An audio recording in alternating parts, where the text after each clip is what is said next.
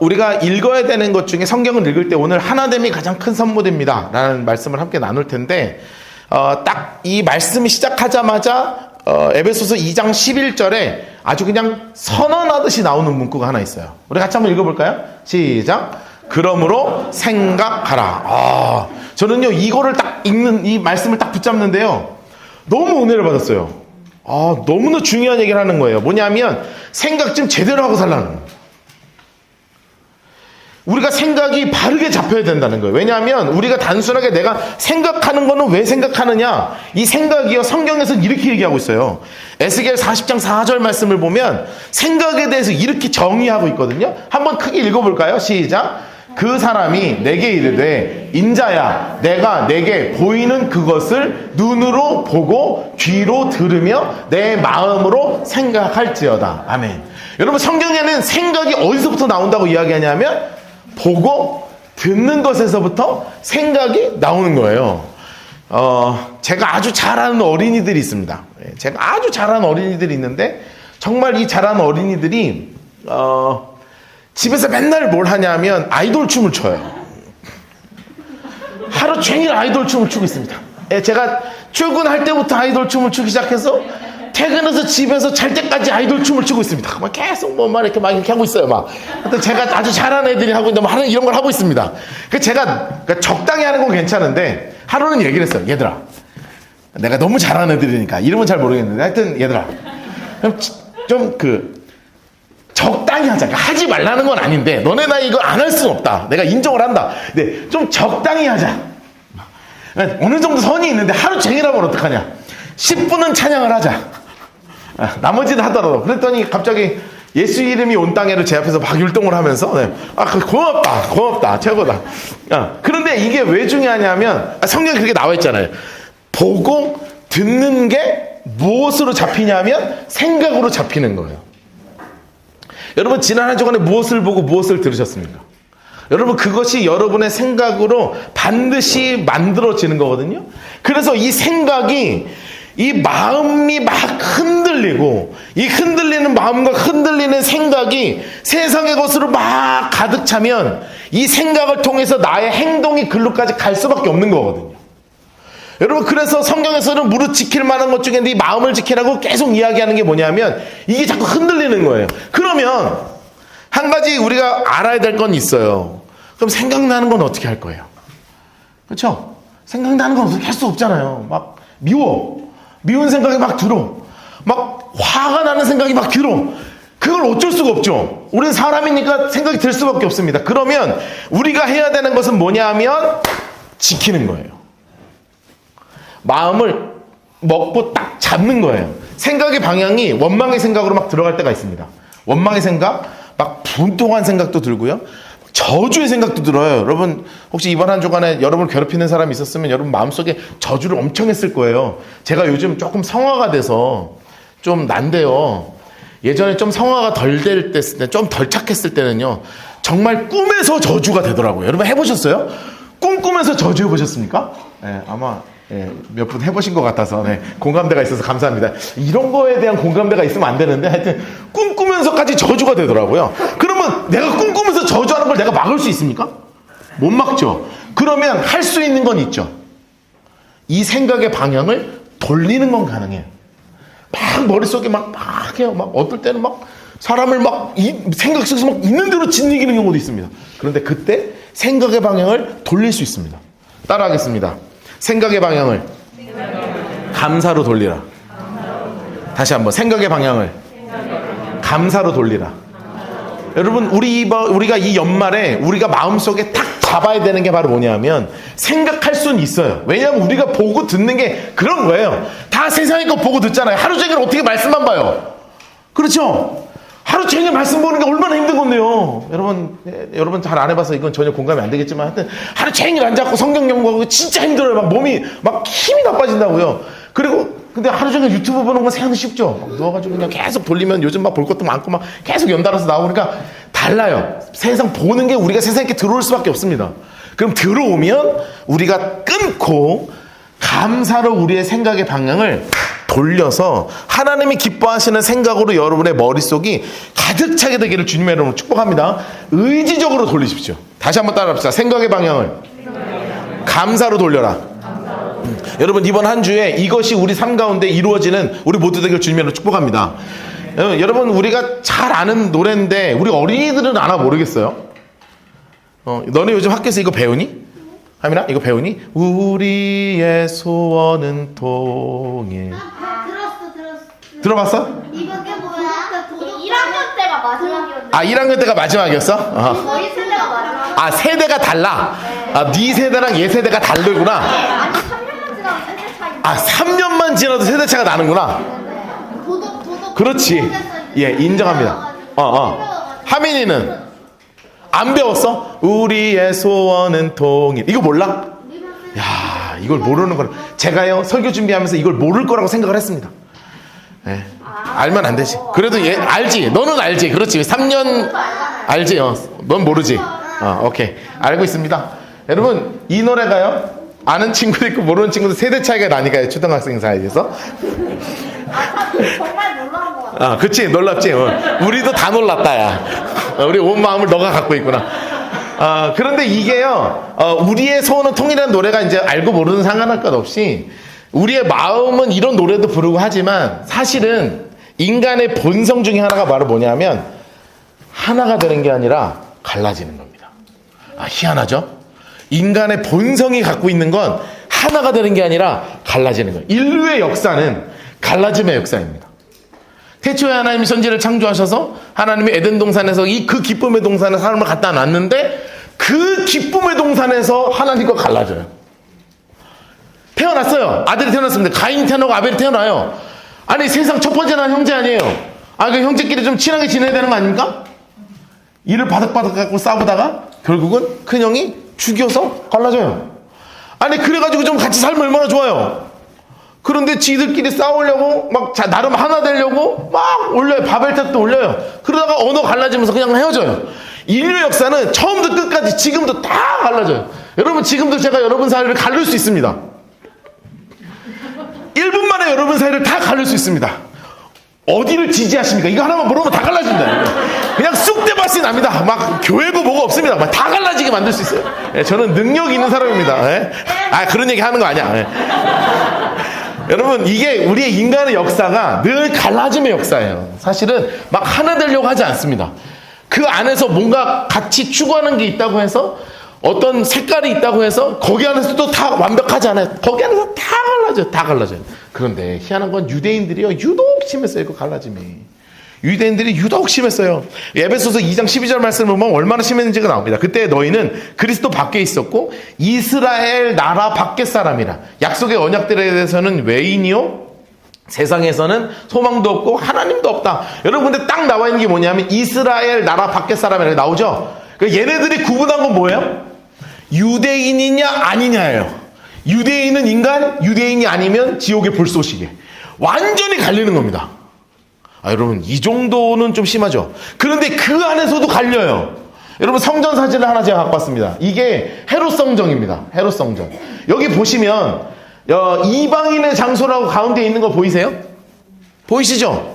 그리고 여기 위에는 또 유대인들은 여기는 이방인만 여기 밖에 있을 수 있어요. 유대인들은 들어갈 수 있는데 유대인 중에 또 누가 들어가는 장소 위에 있냐면 여인들의 장소가 따로 구분해놨어. 하여튼 다 구분해놓습니다. 심지어 이방인의 저 장소에서 이방인 뜰이라 그러는데 거기에서 유대인들이 들어가는 그 입구에 맨 위에 저렇게 써 있습니다. 뭐라고 써 있냐면 어떤 이방인도 이 담에 들어오는 것을 금한다. 어기는 자는 사형에 처한다. 야 여러분 성전 들어갔다 죽을 수 있습니다. 우리는 들어가면 죽는 거예요. 근데 맞아요. 이게 실제로 써 있었어요. 실제로 성전에 저렇게 써 어떤 이방인도 외국인은 들어오면 여러분 너무 배타적이잖아요. 여러분 이게 나누는 것도 어느 정도가 있지 유대인이 아니면 그냥 아니라는 거예요. 여러분 그런데 교회는 그런 것이 아니어야 되잖아요. 제가 예전에 사역하던 교회는 서울에서 사역하던 교회는 1년에 한 번 이 가을에는 콘서트를 열었어요. 근데 콘서트가 우리가 생각하는 그런 콘서트가 아니라 진짜 콘서트. CCM 가수를 부르지 않아요. 진짜 가수를 불러요. 대표적으로 누구 왔는지만 여러분이 알만한 사람만 알려드리면 에일리 아세요? 에일리가 와서 1시간짜리 콘서트를 하고 왔어요. 인순이라고 들어보셨어요? 인순이 씨, 너네는 모르는데 인순이는 다 알아, 우리 어른들은. 인순이 씨가 2시간짜리 콘서트 하고 왔어요. 혹시 그 뮤지컬 배우 중에 김준호, 김소연 알아요? 그 애 막 키우는 거 나오고 그들이 와가지고 한 1시간 반짜리 콘서트 하고 갔어요. 진짜로 했어요. 진짜로. 와, 돈 많이 들었습니다. 돈 많이 들었어요. 그런데 그 교회 목사님의 지론이 있었어요. 뭐냐 하면 왜 교회랑 자꾸 세상을 가르지?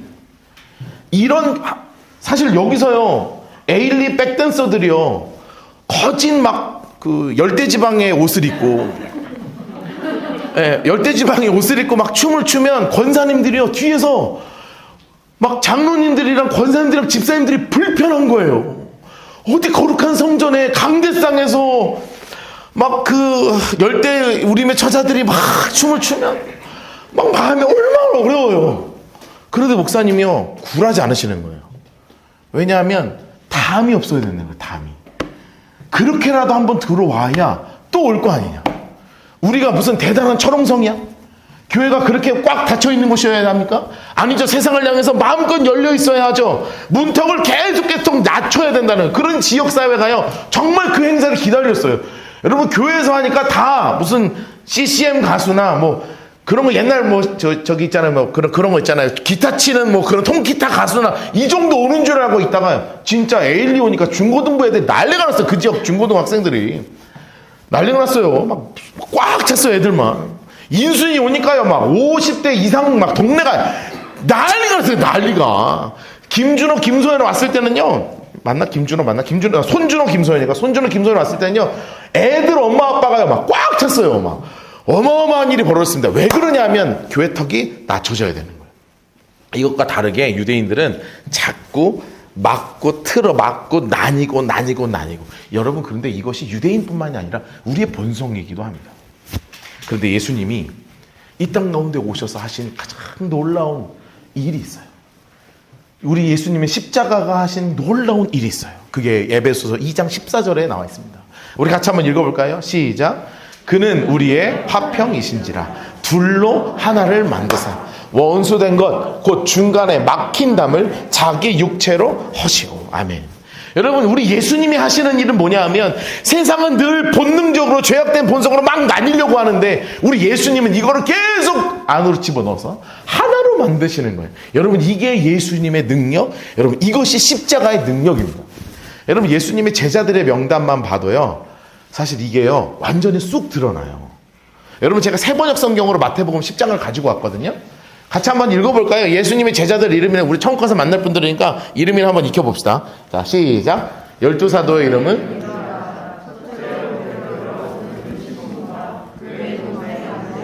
세베대의 아들 야고보와 그 동생 요한과 빌립과 바돌로메와 도마와 세리마테와 알페오의 아들 야고보와 바데오와 열심상원 시몬과 예수를 넘겨준 가롯 사람 유다이다. 아멘. 이렇게 써있죠? 근데 노란색으로 되어 있는데 제가 일부러 노란색 색칠해놨거든요.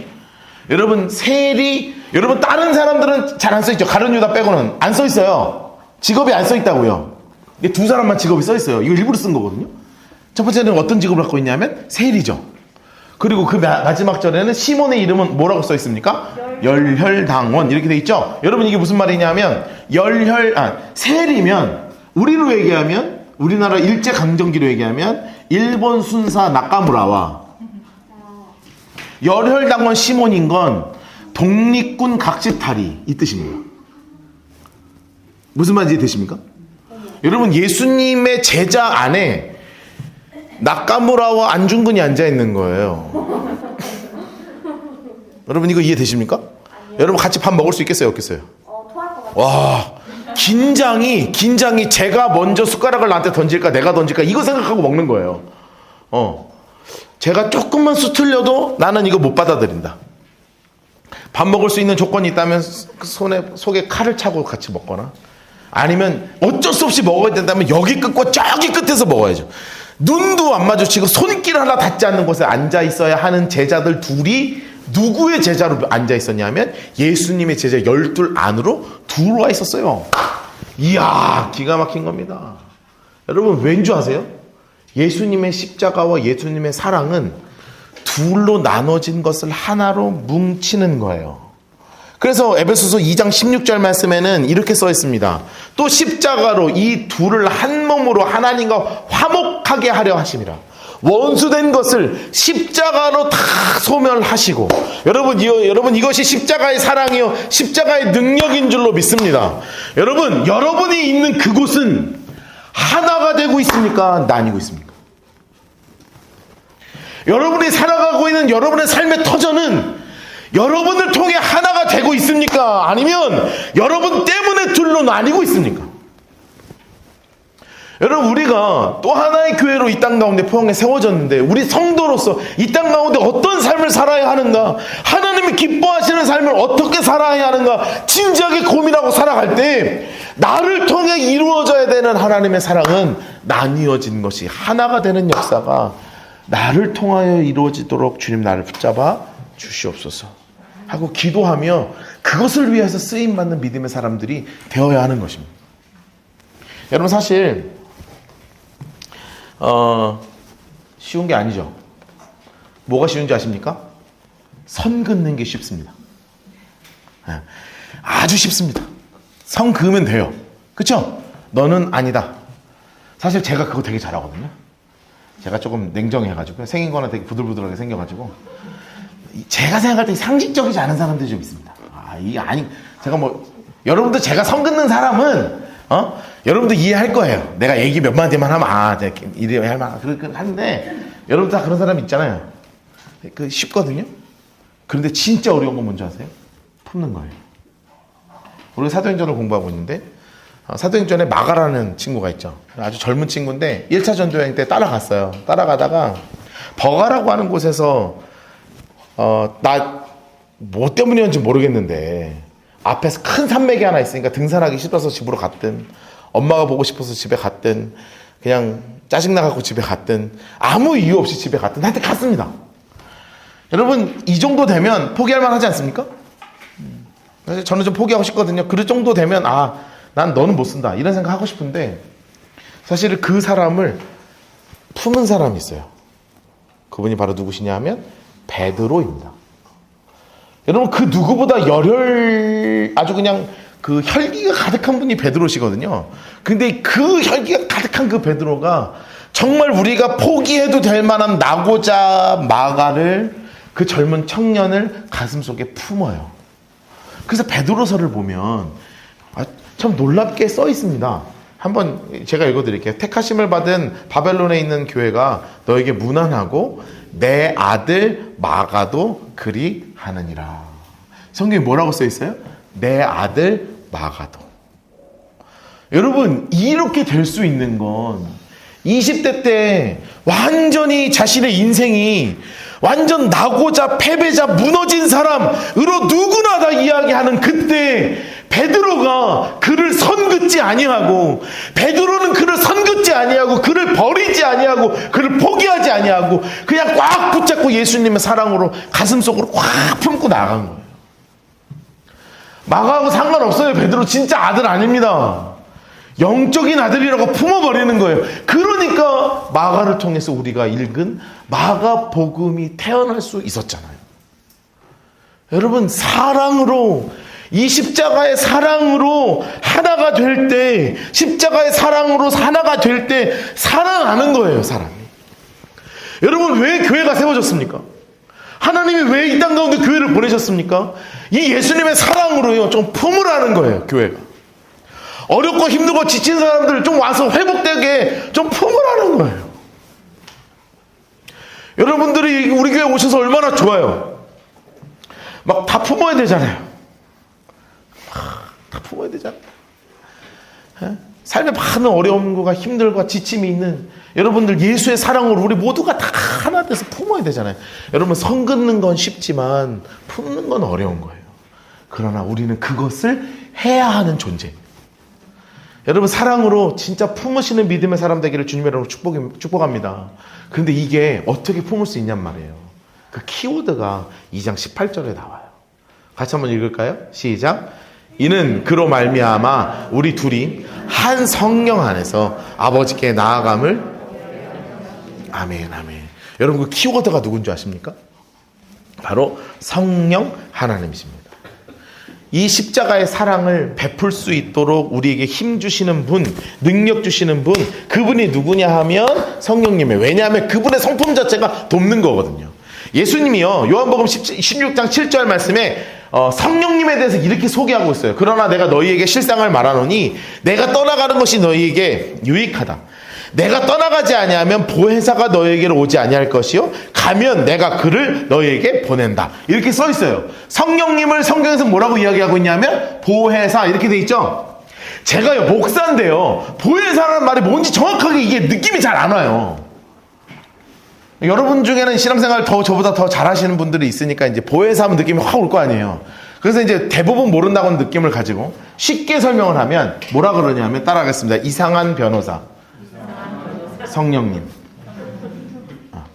보혜사라는 말이 뭔지 아세요? 변호사라는 뜻이에요. 헬퍼 이런 뜻이기도. 도와주시는 분. 그래서 드라마 이름으로 외워야 잘 외울 것 같아가지고. 보혜사 성령님은 뭐냐면 이상한 변호사 성령님이야. 이해되시죠? 그러니까 보혜사는 변호사예요, 변호사. 여러분 변호사는 뭐 하는 사람이냐면 나 대신에 법정에서 대신 얘기해 주는 사람이죠. 우리는 할 수 없잖아요. 내가 할 수 없는 것을 옆에서 도와주는 사람이 누구냐 하면 변호사입니다. 우리가 일평생 변호사를 안 만나시기를 축복합니다.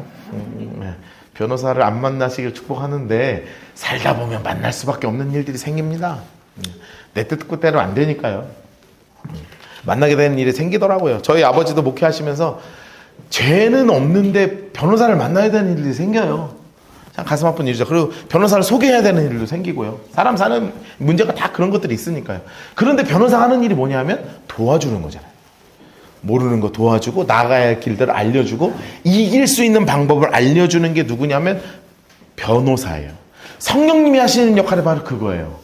하나님, 제가요 하나로 만드는 사랑하라고 하셨는데 내가 어떻게 해야 될지 모르겠습니다. 하나님, 제가 저 사람을 좀 사랑했으면 좋겠는데, 하나님, 제가 저 존재를 좀 마음속에 품었으면 좋겠는데, 내 마음속에 자꾸 선 긋고 싶은데, 하나님 품으라고 하시는데 어떻게 품어야 될지 모르겠습니다. 그렇게 여러분 진지하게 하나님께 기도하십시오. 성령님께 정말 간절하게 주님 나 좀 도와달라고 기도하세요.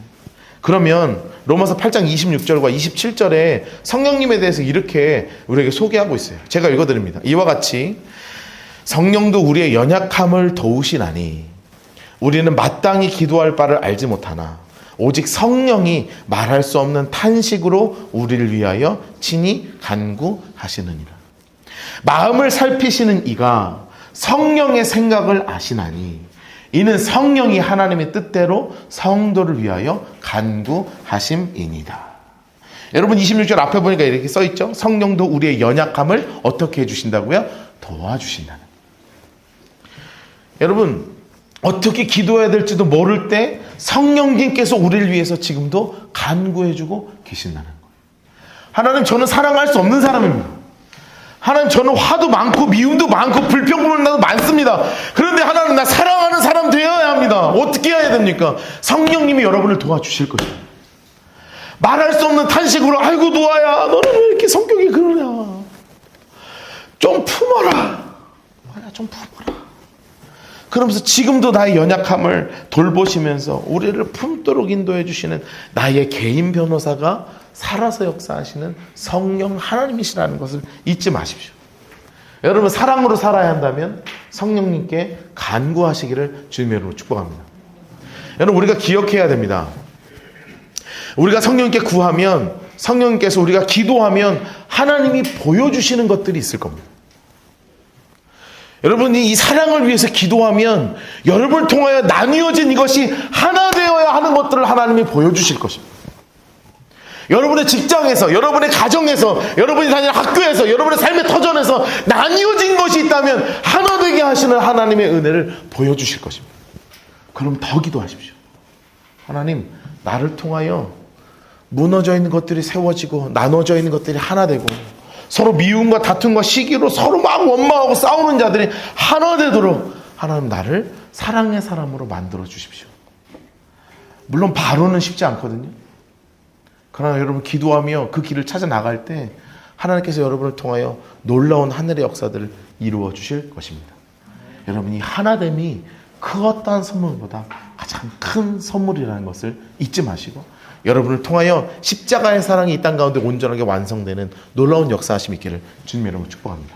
이 시간에 함께 찬양하며 나아가면서 우리 함께 기도하도록 하겠습니다.